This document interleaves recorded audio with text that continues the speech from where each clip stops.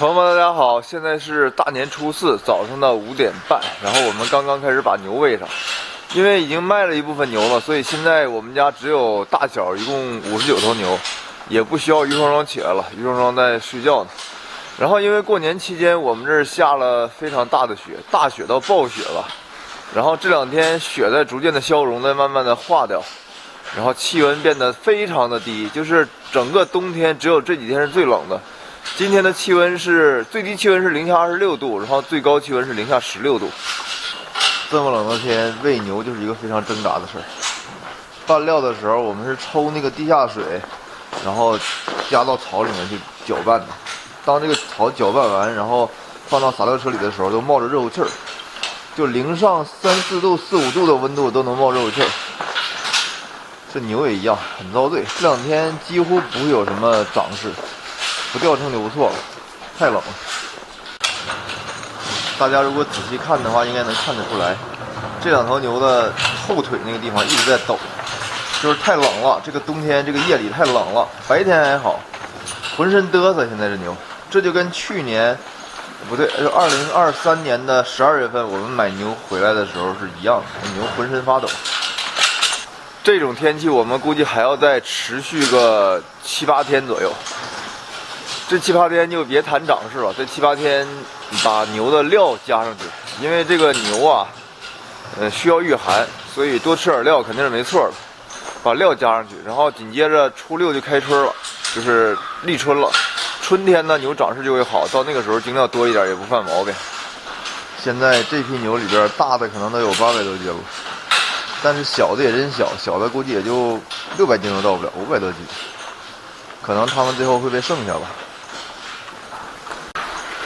这些牛呢，大小不一，也是我们在当地买牛没去集市上的一个弊端吧。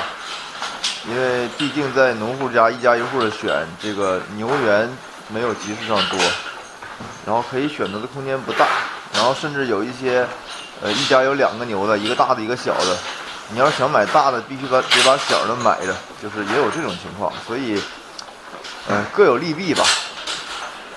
忙活了一大早上，现在是早上6点20，这个牛也已经吃完了草，喝了水，今天喂牛的工作就结束了。下午3点多钟开始，再喂一遍就完了。已经大年初4了，可能有很多朋友都在关心我们说什么时间去买牛。我们现在没法有一个确定时间，但是估计的话会在正月15过后吧，可能会到通辽那边的牛市上去走一走，去看一看，看一看牛的行情，看一看价格。然后综合一下自身的情况，去考虑一下要不要补栏。很多人都在问我们说，如果现在我们去补栏，明年就是能不能赚钱？其实没法保证赚钱，因为行情这事是谁都没法去预测的。从我们自己的这个观点上来考虑的话，我觉得明年的风险不大，就是赚不赚钱不确定，但我觉得赔钱肯定不会赔了。现在育肥牛出栏应该是在11块多钱，如果能保持这个价格的话，如果现在12块多钱买牛是有利润的，那补栏和不补栏其实没有任何人能劝动你。如果你自己想好了，该补栏就补栏，因为花自己的钱干自己的事儿，也不用听别人说太多。但是我在这儿劝大家一句，现在这个行情下属于是一个微利时代或者保本，对吧？很少有高利润，所以大家要想好我们自身的这个经济情况。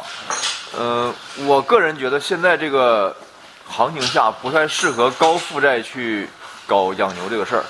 如果你自身的经济条件其实就可以养50头牛，我建议你去搞50头。就是你别只有50头牛的这个资金，你去搞200头牛，你去高负债，我觉得这个是不理智的。现在这个行情下，这个利润率不太适合高杠杆，所以大家自己想清楚。然后，如果正月15之后，我们去通辽的时候，大家也在通辽，咱们可以在通辽来个偶遇。拜拜，朋友们。